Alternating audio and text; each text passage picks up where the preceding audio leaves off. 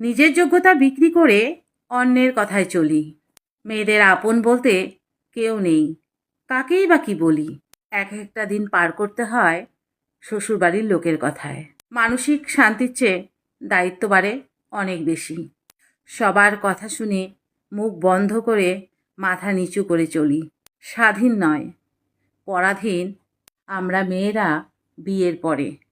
সব দায়িত্ব পালন করতে করতে নিজেদের সাথে নিজেদেরই আলাপ হয় না যে আর। ভালো লাগুক আর না লাগুক, জাগতে হবে সেই কাক ভোরে, নইলে হবে কথা শুনতে ভীষণ কড়া সুরে। শ্বশুরবাড়িটা বাবার বাড়ি নয় গো সোনা, চলতে হবে যে তাদের ইচ্ছে মতো। কড়া সুরে কথা শুনতে শুনতে হৃদয় হবে ক্ষতবিক্ষত।